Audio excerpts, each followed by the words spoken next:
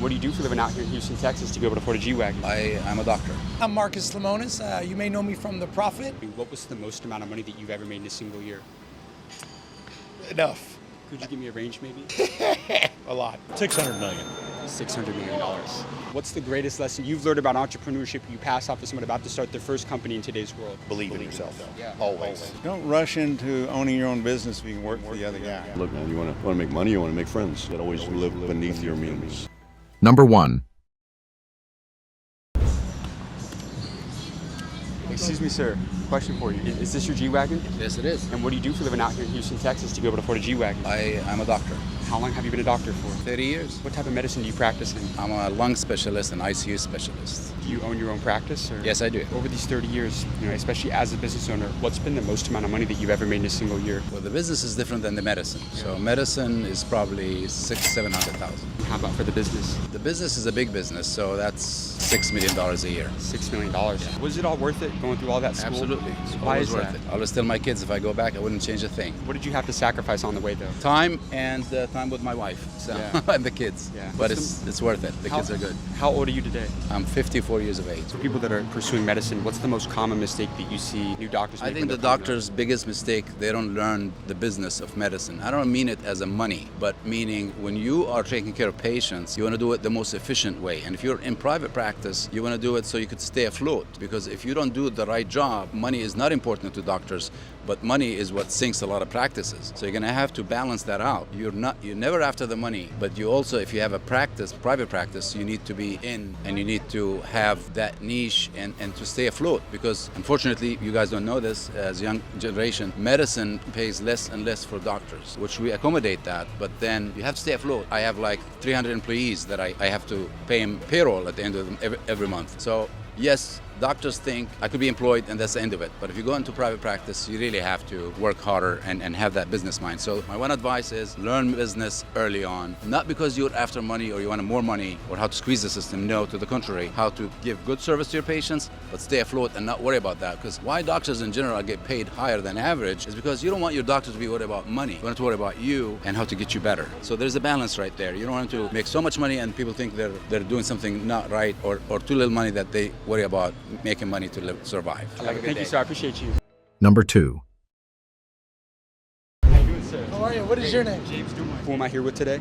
Me? Yeah. Who am I? I'm Marcus Lemonis. You may know me from The Prophet. What industry did you decide to pursue a career in? I wanted to go in an industry that had a lot of white space, where there was not a lot of competitors. So I got into the RV business, which was shocking to my family because they were like, you're not an RVer. But I got into it because I knew that the consolidation opportunity was really clear and the ability to get into places that were unregulated made it really easy. So 20 years ago, it was zero, and today it's a $7 billion business. What was the most amount of money that you ever made in a single year? The most amount of money the company ever made was $980 million. $900 million. In profit.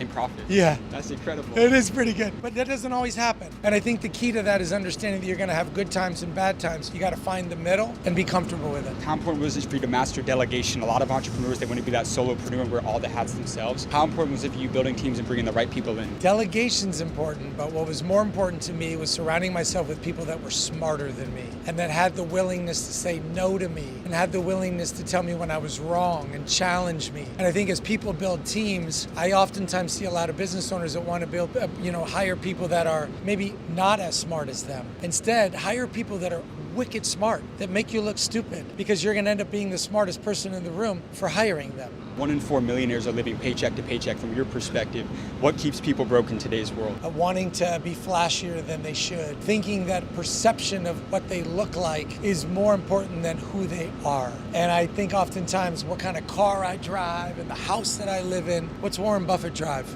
Do you know? Not a supercar. A Honda or... He drives an old beater. He lives in the same house. You want to know why? Because he realizes that's not where the substance is. That doesn't mean that you can't have nice things, but there's a balance between being substantive and flashy. And I think too often people are too willing to do this. But I will tell you that every single person is one decision away from losing it all. But if you don't go up here and you stay here, if you lose it, it's not a big deal. You're like, I don't care, I'll just live in a studio apartment again. Sometimes people put material things around them because they think it makes them look better or stronger or more powerful. I don't believe it. And your last message to the younger generation? Have the confidence that you are just as smart as everybody else, and don't let age be a barrier to you getting a seat at the table. Too oftentimes, big executives think that if you're young, you don't know what you're doing, you don't have enough experience. Prove to them by having the right information, doing the right research, outworking them every single day, and never be entitled to anything. Tell people that you're willing to work for it. And if other people in the room are not willing to work, you push them aside and you show up first and you leave last. You got amazing advice, sir. Thank you, brother. Number 3. Excuse me, sir. Sir, question for you. Have you ever been broke before? Oh, yeah. What do you do for a living out here in Houston? I'm in the recycling business. You're in the recycling business? Yeah, what is this? I started a channel in Austin. I grew to about 7 million followers. I interview business owners all over the country. I've interviewed like Mark Cuban, the president of Nike. Could I ask you just a couple quick questions for you? Sure. Appreciate that. So how long have you been in recycling for? 30 years. How did you get into this business? Man, lucky. I thought I was going to be a trial attorney, and just this opportunity came up, and I fell in love with it, and that was it. The path took me. It chose me. I didn't choose it. I mean, what was the most amount of money that you've ever made in a single year? Enough. Could you give me a range, maybe? A lot. Did you have to borrow money from banks or take on Man, I investment? borrowed money from everywhere I can get. It didn't matter what I had to do, and then you got to get creative, and had customers put in capital, and I returned a certain way. I mean, look, man, I probably could have gone broke probably 4 times in the last 30 years, and you got to keep finding a way. What was the best financial advice that you ever received throughout your career? So I did a mistake. I went into recycling. I put the second largest recycling company in the United States. So one of my advisors was the chairman and CEO of Anheuser-Busch InBev, and he told me, Rick, why would I talk to number 2 when I could go talk to number 1? So if you're ever going to talk about something, tell me what you're the best at, not what you're second best at, right? Nobody cares. So what are you the best at? Yeah. What's your name, sir? Rick Perez. Rick Press, James Doolin. How old are you now? I'm 51. And how old were you when you became a billionaire? I know he's a billionaire right there, man. Number 4. What was the most amount of money that you made in a single year? $600 million. $600 million. And what happened that year that you did $600 Sold a million? business. You sold a business? Sold a How business. much did you sell the company for? $600 million. And what company was that? It was INX. Yeah? Did you start that company? With my brother and a few other guys. Yeah, we sold it to Presidio out of New York. So have you ever been broke before? Oh, yeah. What was the turning point to financial freedom? You mean, okay, after I went broke? Yes. I went broke because the state of Texas, who I had a contract with, refused to pay me and filed a sovereign immunity against me and stole $30 million of my money. It's all over the news. Everybody knows about it. Would never do business with the state of Texas again because they take your money because they're sovereign. Everybody, if you're an attorney, you know about this. So what you do is you have to put it down like a speeding ticket, start the next day, brand new, it's not your fault, and go make your money. Let's say you're in a negotiation, you're at the table with that person and it's not going your way. Any tactics or something that you've kind of used or that you've noticed that really helps when you're selling or negotiating with somebody, with a prospective client for that matter? Sure. If I had a client, I was trying to get them as a customer, and it was very difficult, I'd get them walk away. I would fire that customer because relationships are too important. If you got it on the front end and the relationship starts out good, then work it and be respectful to the relationship. If it's so difficult on the front end, you can't get past the first stage, fire them and move on because there's a lot of good people out there. That's incredible. What's a lesson about money that banks don't want people to know? That they're stealing from you every day. What do you mean by that? Oh my God. Every time they take money from you. They borrow money from the feds at 0, right? As example. They sell it to you at 10%. They hit you with fees, right? Then they tell you you're not qualified because you don't make enough money, right? So they want you to increase. It's just this vicious cycle. Somebody has $100,000 right now. What's the first step that you would take if you had $100,000 and you want to start making some money in real estate? What are you buying? I don't buy residential real estate, so that's not a fair question for me. Why not? I just don't believe in residential real estate values. I mean, if you go, I think you buy a home for you to live in and raise your family, right? There's a lot of people that flip them and things like that, which is okay. That's not really my business. I do strictly commercial, right? So why is commercial real estate your vehicle? The bigger the deal, it's a lot easier. It may take a little longer, but you've got the professionals and the team and the time to pull it off and do it right. So what type of commercial real estate should people be looking to buy right now? The federal government's got 14,000 buildings that are empty. Commercial is going to be an interesting market in the next 20 years. How old are you? 65 as of last month. What's the deepest life quote that you've ever heard? Never say never. Your life's not for sure. Your business is not for sure. Your relationship's not for sure. Your health is not for sure, right? The only thing that's for sure is that guy. It's all about that vertical line we draw with God. Let me tell you, if Jesus is not in your backbone, you got a long way to go. You better get to it. Wow, you got amazing advice, sir. Thank you so much for your time. Well, no, really I hope I appreciate did. Number 5. Excuse me, sir. Sir, question for you. Have you ever been? Oh my God. I've seen your shit. Yeah. That's Could I crazy. interview you real quick? I don't know. I don't know if I want to answer your questions. Yeah. What made you pick me out? Man, you just had the look. You look like you got money, bro. This is crazy. Are you filming this shit? Yeah. This guy at my gym comes up to me, David Genicello, yesterday, and says to me, "You've got to watch this guy." And I said, "I watch him all the time." Wow. But I never thought I'd get interviewed. That's on. insane. Yeah. Well, I guess like what line of business are you in? I set up gyms around the world. I sell gym equipment around the world. So you're an entrepreneur. I'm an entrepreneur. How long have you been a business owner for? 18 years. Over these 18 years, what's the greatest lesson you've learned about entrepreneurship you pass off to someone about to start their first company in today's world? Believe in yourself. Yeah. Always. How did you find that self-belief to go make millions of dollars? It's one of the biggest things people struggle with. I think I had this burning desire inside of me from a young boy, but every time I was told no, I continued to push through. And the more people that talk shit about me, the more that made me even like it gets me emotional even thinking about it, because I was one of them that like, you count me out, I'm gonna do it. Point blank, period. And so I just kept going and going and going, and I never in a million years thought I'd be where I'm at today. So you don't come from a lot of money? No, my dad's comes from Athens, Greece. Immigrant, come from nothing, and then raised me to be who I am today. But you just never took no for an answer.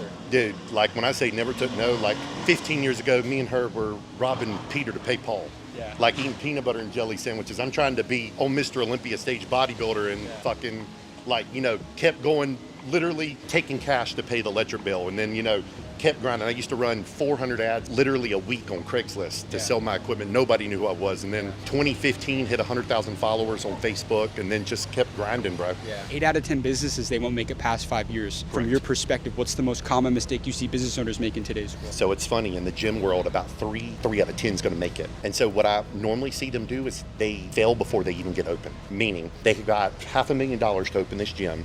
They want to come to me and spend $300,000, $400,000, $500,000 on equipment. And I say, whoa, they went into the high dollar district like we're at right now, and they say their rent's $38,000 a month for a gym. They have no money in the bank to back them. They're setting themselves up for failure from the very get-go before they even open. So I always tell them, I sit down with them and I say, okay, what budget are we working with? What is your rent? What is your payroll? Are you going to put in the hours, or are you trying to pawn it off and pay somebody $100,000 a year? If you're not willing to put in the work, no business is a get rich quick. Point blank, period. So I always tell people, I'm like, if you want to put in the work, you can make it, but you got to be able to fucking sleep at the business. I appreciate you, my friend. You got amazing advice. Pleasure. Number 6. Excuse me, sir. Question for you. Have you ever owned a business? Yeah. What industry? Restaurants. So you own restaurants? Yeah. For how long? Too damn long. Restaurant business is very competitive. What did you do to stand out? Like, what did you do differently? I bought a franchise so that somebody else would do the heavy thinking. All I had to do is run the restaurants. What franchise? Golden Chick. He ran Fridays. But I was running Buffalo Fridays. I Wild wasn't. Wings. TGI Fridays? Yeah. You were the CEO. Yeah, I was. That's incredible. Leadership's a big struggle with a lot of companies in today's world. Still is. Where do most people go wrong, in your opinion, when you're looking at organizations as a whole? They don't build a team that supports them, and they think they're king, and they don't think the other people matter. Across all of your businesses, in terms of revenue, what was the biggest year you ever had? About $1 billion. $1 billion. As somebody who's sold over $1 billion throughout your career, let me ask you this. What's the best financial advice you've ever been given? Don't rush into owning your own business if you can work for the other guy. What do you mean by that? If you own your own business, you have to put your house up, you have to put all your assets up, and if you work for the other guy, then you don't have that risk. You lose your job, you get another one. Did you come from a lot of money growing up? No. What did your parents do? Well, my dad was sickly. He really couldn't work. My mother worked at a drugstore as a counter clerk. How old are you now? I'm over 70. Over 70. You look great for 70. Seriously. Thank you. I wouldn't have guessed that. How important is it to choose the right life partner? That's a big problem in today's world. A lot of people, they marry the wrong person, their life can go, downhill. How important was that decision for you? Well, you got to have support at home. If you go home and you're miserable and things are not working in your way, your work life will be crap. Sorry. If you're just working to And- work, then and your it's health not will be worth it. crap. How can somebody become a millionaire in 2024? Well, I go long on real estate. Real estate never goes down. Thank you so much for your time. All right, sir. I y'all really have appreciate fun. that. Thank you, Yeah, sir. you've got capital partners. We watched it all, and the people who had money, really made money, own the properties. Instead of leasing and renting, they bought the land. So own that and don't sell it. Don't sell. Number 7. I'm not driving a Ferrari. Can we interview you real quick? Yeah, Are you a business owner? Yes. And what line of business? Commercial real estate.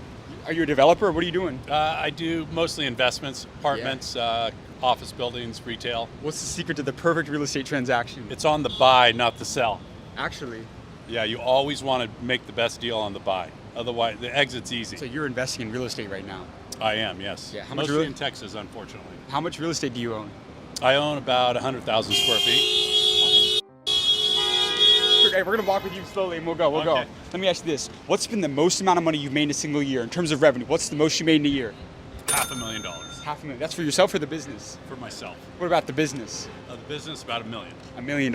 What's your best negotiation advice for anybody in business? They're trying to get better at closing deals with prospective clients. What's your best negotiation advice? Make sure you're negotiating with the other principal. Don't let anybody get in the middle of your deal. Yeah, no middleman. No middleman. The brokers, they're good guys, good people, but you want to be negotiating directly with the seller or the buyer. Have you ever been broke before? Oh yeah. Yeah? Oh yeah. The downturns were tough. How'd you overcome that? What was the turning point? Just keep your head down and you just got to keep plowing through it. Do you believe in God? Yes, I do. How important has faith been for you? It has been really something very near and dear to my heart. What's an indicator of the perfect time to buy real estate? Like, what's something that you see in the market where it's like, okay, this is the time to buy right here? When people are selling, that's the time to buy. Why is that? Because it's the time that people need to get out, and that's when there's more sellers, is going to be the lowest prices. Yeah. Have you ever leveraged debt to buy real estate? All the time. That's the only way to buy real estate is leveraging. But some people, they're worried Not about over leveraging. Right. You cannot over leverage. Let's drive forward. I'm gonna end on these last couple right here. How old are you now? I'm 60. And how old were you when you became a millionaire? I was 38. 38 years old. How do you look like you're in your 30s but you're 60 years old? You look incredibly young for 60. I just like to make sure I keep myself healthy. That's really key, is to be healthy and stay healthy. Don't spend your time partying, and that's all good, but you got to know when to quit on that and just focus on business. You got to sacrifice. That's right. Thank you, my friend. I really appreciate you, All right. sir. Last message to somebody trying to become a millionaire in today's world. Keep your head down, work hard, and have faith in God. I love that, my friend. Have a great day, sir. Thank All you. right. Number 8. I have a channel I grew to 8 million followers called The School of Hard Knocks. We do 170 million views a month. Can I interview you for one minute real quick, right over here? Thank you, my friend. Who am I here with today? Dave Bautista. And what industry did you pursue a career in, for those that don't know? I'm in entertainment. I was a professional wrestler before I was an actor. How long have you been in the entertainment business for? Shit, man, about 25 years. Throughout your career, what was the most amount of money that you made in a single year? Man, I'm not gonna say, but it's to me it's a lot of money, but I don't want to say it. Over $10 million? Over, yeah. That's incredible. Yeah. Do you come from a lot of money? No, I come from a single. I was raised by a single mom, and at times we couldn't even afford food. I'm from kind of the worst parts of Washington D.C., and that's kind of how I grew up until I was well into my 30s. I didn't make any money until I was well into my 30s. Yeah. What was the best advice you ever got from a mentor? If there's a lesson that a mentor, As far as financial advice, anything, life, something that really helped you throughout your career, your life. Well, I mean, there's been a few things, especially when I was wrestling. I had a mentor named Triple H, and there was a couple things he said to me that always stuck with me. And one of the things was, when I first got there, I was so afraid. Like, I didn't want to piss people off. It was a hierarchy thing, and I was so afraid of being disrespectful or pissing somebody off. And one day he said, "Look, man, you want to make money, you want to make friends." He said, "This is a business. You got to look at it as a business. You're a business. You're your own commodity." And so I always thought about myself as my own commodity. I am my brand. And so another thing he said, just always imagine that everybody's pointing a gun at your head. He said, it's up to you how many bullets you give them. And that kind of stuck with me. And financial advice, the best advice that I ever got, which I always offer to, especially to like professional athletes, because a lot of professional athletes, they grow up, not really having much. So when you get all this money dumped on you, you just want to buy everything you can afford. It's not stuff you need. It's just stuff you want. And the best advice that I ever got was actually from The Undertaker, another wrestler, but he said it was advice he got from his father. He said, always live beneath your means. And I learned that the hard way when I was in wrestling. I came out of wrestling, I literally lost everything. I went, I had nothing. My house got foreclosed on, but I had a second opportunity to be successful in the film industry. And so now it's like, like every once in a year I'll buy something that I want, not something I need, because I've worked really hard and I know that I can afford it, but I'm still believe like I will live beneath my means. I know I can live more lavishly, more luxuriously, but I will live beneath my means, because now that money in the bank means more to me than something that I don't really need. Like I don't need a Bugatti. I'd love to have a Bugatti, but I'm not paying $5 million for a car because I don't need one. Entertainment's very competitive. What did you do to stand out in this industry? What did you do differently from 99% of other people in entertainment that made you become the top 1%? You got to weed through people, and you're not going to like everybody in the world, but can you do business with somebody? Like I can do business with people I don't necessarily like, and I understand that this is a machine. People will use me to make money, and I will not use people to make money, but this in the entertainment industry, like people will do business with you if you can generate money for them. And I will do business with them. They can generate money from me. So it's all a trade-off. It's got to be about who are you willing to do business with. And a lot of times you're not going to like people that you have to do business with. Thank you, my friend. I appreciate it. You got amazing advice. Thank you, brother.